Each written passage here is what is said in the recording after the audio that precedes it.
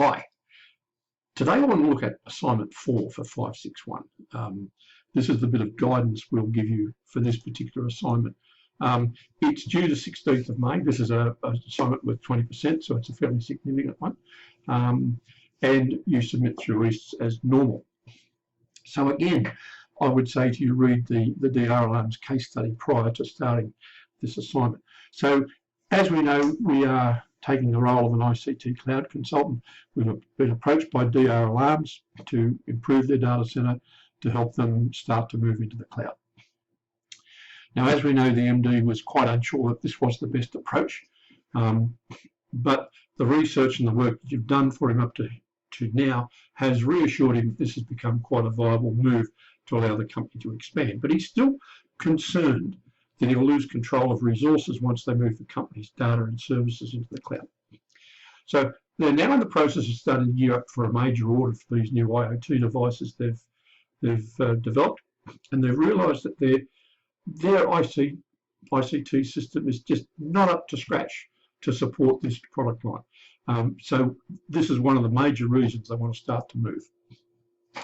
So they're starting to consider this strategic proposal. They're going to move initially all their web services into the cloud to give them an increased level of high availability, as well as better flexibility in supplying data to customers and employees. Currently, all their web services are running on Red Hat Enterprise Linux using Apache 4, the Apache Tomcat web app. They also plan to migrate their IoT design applications to the cloud in order to increase flexibility and availability. Now, the design application suite requires a number of IaaS instances running Windows Server 2009, plus a number of, again, another number of IaaS instances for SharePoint 2019. Notice the subject outline says PaaS. It should in fact be IaaS. The MD is also concerned about data sovereignty, especially about the IoT designs and the intellectual property that they have in those designs. And so he wants to look at keeping those data sets in Australia in order to ensure that they are properly protected. So they're looking at this as a way of increasing their flexibility and responsiveness. They also hope to achieve significant savings by migrating to this cloud-based infrastructure. So they also appreciate this is going to entail further cost and retraining, because they're going to have to train their existing ICT staff so they can manage this new cloud-based infrastructure, and they'll have to retrain their existing general and design staff so that they can start to work using this new environment, in the cloud-based environment. So your task is to prepare a report for DR Alarms that discusses the following.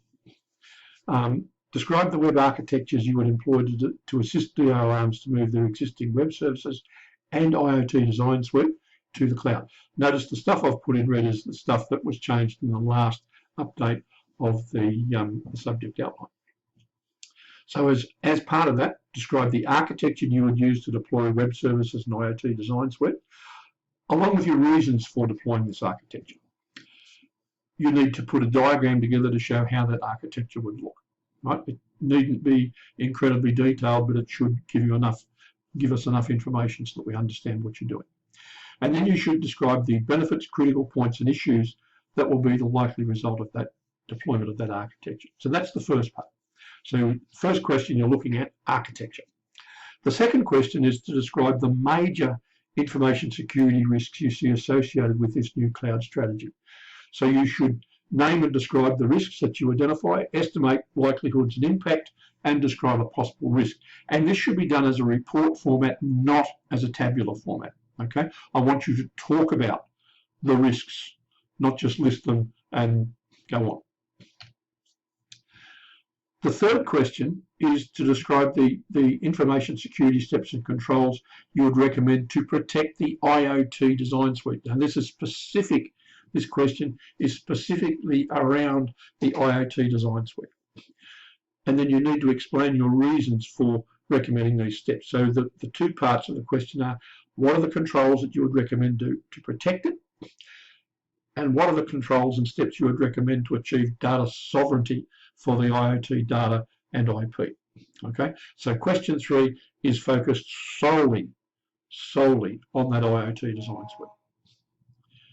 Question 4 then says, what do you need to include now in the BCP, the business continuity plan, as a result of this cloud strategy? So you need to consider, as a minimum, the issues of application resilience, backup and disaster recovery. So you can assume that there is in fact a BCP in place.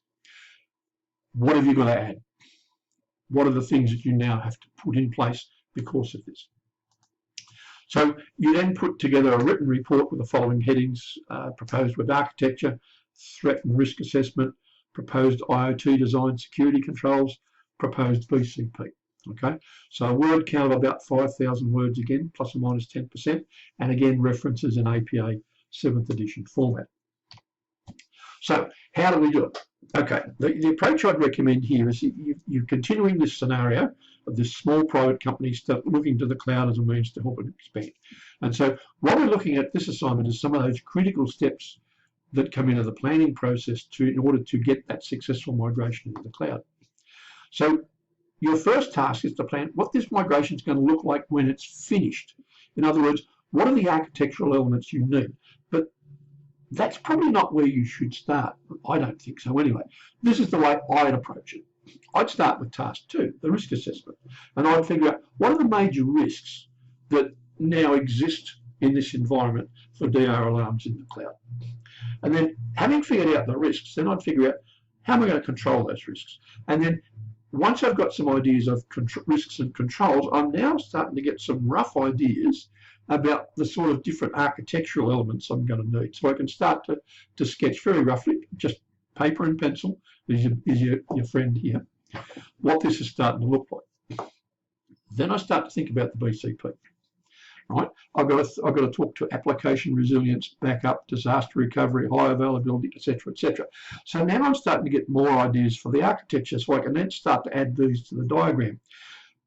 Then I think about that other big problem I've got, which is data sovereignty, and then around that particular set of data. Now, how do I resolve that? And it's part of the things. There were some specific indications of what the MD wants to do there, so you need to consider those, and that's going to then start to affect how you do the design.